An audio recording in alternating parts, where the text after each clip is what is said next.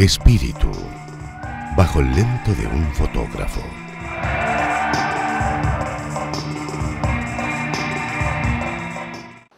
Llevo un mes en Constitución.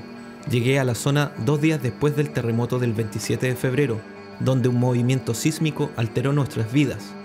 Y quizás nos haga dar un respiro y pensar mejor cuál es nuestra verdadera labor en esta tierra.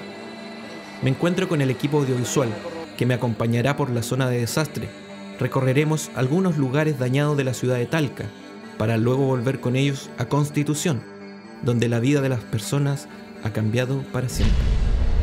Y la gente todavía tiene la capacidad de reconstruirse a sí mismo, tanto a nivel estructural como espiritual. Y emocionalmente la gente también está tirando para arriba. De esta galería, que era una serie de negocios, ya ves cómo la gente se las arregla para poder vender nuevamente y restablecer el comercio. Yo tengo familia acá entre Talca y Constitución. Y para mí también me toca de cerca esta tragedia, porque estuvimos 2 días completamente incomunicados y sin saber nada de nadie. Bueno, como gran parte de Chile también. Así que las horas en que no sabía nada de mi familia fueron bastante densas y en algunos momentos se tornó desesperanzador, pero en el fondo de mi corazón yo sabía que mi familia estaba bien y que no tenía por qué perder las esperanzas. Y asimismo también la gente me ha ido contando que la región del Maule, Talca y Constitución han pasado por varias catástrofes o otras situaciones de bastante complejidad, pero esto ha sido lejos lo peor que ha pasado a esta zona. Es un poco complicado porque es evidente que ya nada va a ser lo mismo. Y de alguna manera la vida cambió radicalmente y se habla de un antes y un después del terremoto. Y eso es válido también en términos emocionales, en términos familiares, en términos de relaciones humanas. Mucha gente que no se hablaba ahora comienza a establecer cierta comunicación y si el terremoto sirvió para algo, hay mucha gente que dice que sirvió para estrechar lazos.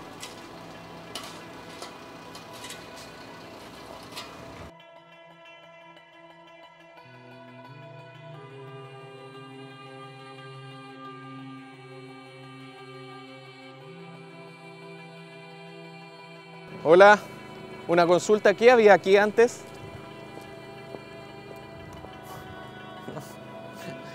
No hay mucha respuesta, pero debe haber sido un centro comercial. La iglesia era bastante bella, yo la conocí hace muchos años atrás, era súper linda. Arquitectónicamente también era muy famosa, muchas postales de la misma iglesia se vendían como cerca del terminal. Era un ícono. No creo que esté en condiciones de volver a reconstruirla tal cual. Yo creo que la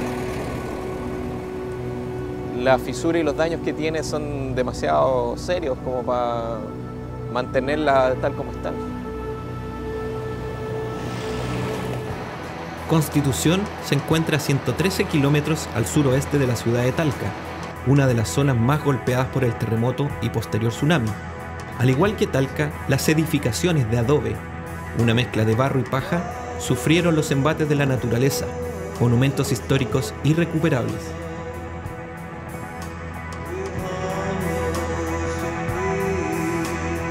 El 80% de las casas de la zona centro-sur se han vuelto polvo y escombros, perdiendo su identidad arquitectónica de más de 100 años.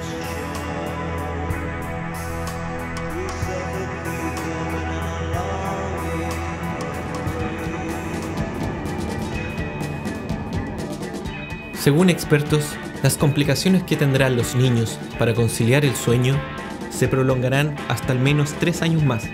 Sin embargo, los problemas de concentración y aprendizaje serán más largos, por todo el estrés postraumático que el terremoto les ha provocado. Madres comentan que sus niños saltan a medianoche o repetitivamente tienen el mismo sueño de temblor, oscuridad y pánico, la misma escena de la noche del 27 de febrero. Gracias. Hasta luego. Bueno, hemos llegado a la ciudad de Constitución en un terminal improvisado. El antiguo terminal quedó totalmente destruido por el terremoto y posterior tsunami. El terminal se emplazaba cerca de una plazoleta y cerca de la costanera, donde fácilmente llegó el agua y destruyó todo. Junto con el terminal se fueron varios locales comerciales y la vida de muchas personas que se dedicaban al transporte y al turismo en la zona.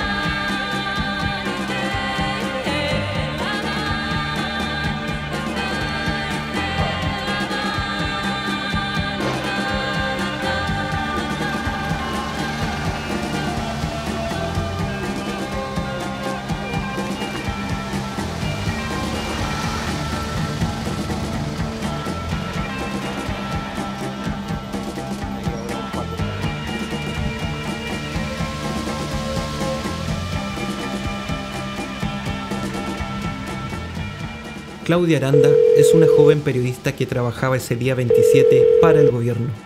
Al llegar en helicóptero a Constitución, su impresión es tan grande que decide dejar todo en la capital para dedicarse a la ciudad de sus amores, que la vio crecer y que hoy clama por ayuda. 3:35 de la mañana en Santiago, terremoto. Yo estaba cerca del centro de Santiago, así que corrí primero al diario, La Nación, del diario a La Moneda, aquí al frente, cero comunicaciones, imposible, así que de ahí a la ONEMI. Amanecimos un grupo de periodistas en la ONEMI, ya cuando yo llegué, que fue como una hora después, ya estaba la presidenta. Al final llegaron un par de ministros que faltaban. Buena parte de los periodistas que llegaron estaban de voluntarios, o sea, atinaron a llegar simplemente, no estaban de turno. Y lo único posible de repente en comunicación era simplemente los teléfonos fijos. Ni siquiera la presidenta podía comunicarse por celulares, era muy incierto todo lo que ocurría. Algunos colegas con el pasar de la noche supieron cosas por los radioaficionados.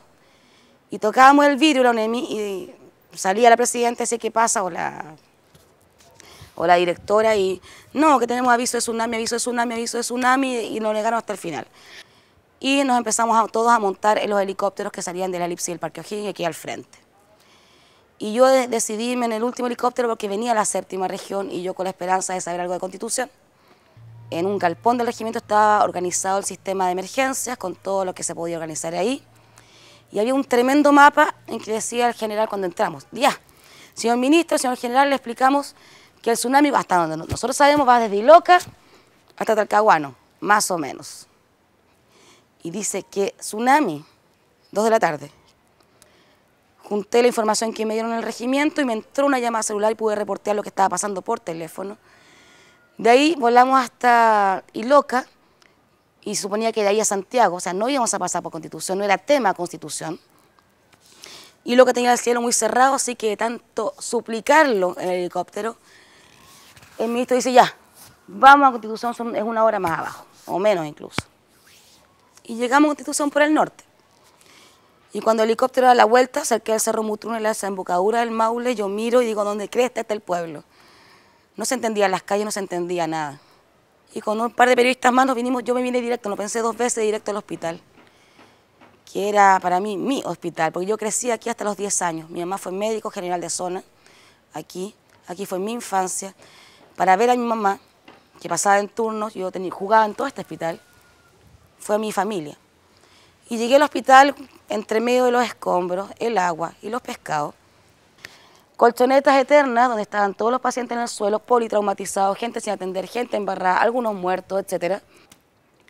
Y entro, como Pedro, por mi casa y me encuentro con un paramédico, que estaba de voluntario, no estaba de turno, bajó el cerro.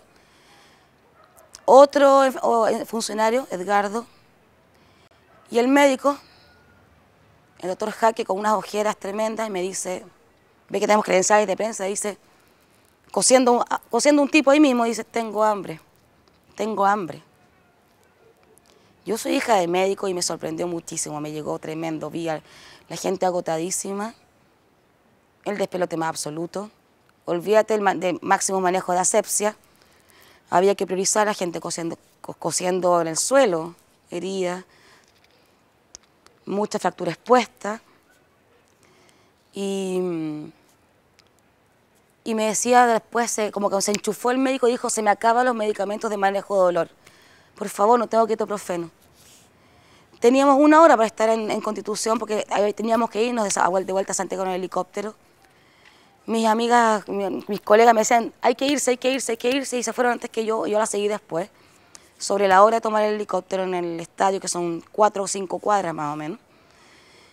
Y les juré que volvía, no sabía cómo, pero les juré que volvía. Y me fui llorando.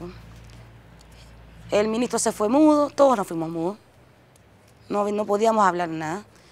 Y una colega dijo, deberíamos haber partido por Constitución. Es tanto el trauma que tenía la gente acá que lo que además te agradece justamente eso, estar ahí, que te vean fuerte, prestar paila, escucharle su historia una y otra vez. Lo que más recuerda a la gente es el ruido, te da su testimonio y intuitivamente se tapan los oídos. Y eso no lo pueden olvidar, siempre me dicen el sonido de las olas como pescado frito. Oscuro abajo, tremendo, claro arriba, y se tapan los oídos. Gente que trabajó con miedo desde un principio, que dejó su gente en carpas o en ramadas, casas hechas con ramas, funcionarios de aquí del hospital, arriba del cerro, y venía a trabajar todos los días. Gente que no se fue, no se devolvió del trabajo. Gente que tenía su gente desaparecida, muertos, y siguieron trabajando. Bueno, tú también te quieren mucho acá y tú lo sabes, porque este cabro llegó para reportear y se quedó de voluntario también. Es curioso, ya anoche lo hablamos, ¿no? ¿Dónde está el límite para un reportero entre a qué momento dejas la cámara, yo dejo mi grabadora o dejo lo que estoy haciendo y te arrojas a ser parte del problema? Y al ser parte del problema eres parte de la noticia, una cosa que uno lo educan para todo lo contrario. Uno reportea la noticia, no es parte de la noticia. Es una larga discusión eso, ¿no? Sí. Pero tú eres de los que deja la cámara al lado, yo también.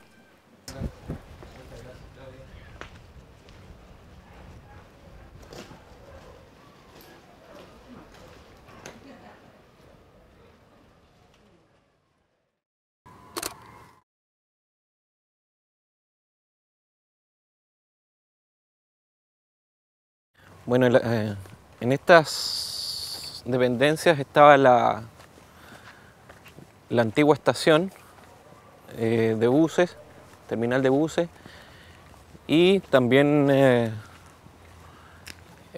unos metros más allá estaba el antiguo ramal, que era el último tren que llegaba desde Talca hasta Constitución. Sorprendentemente, el tren está varios metros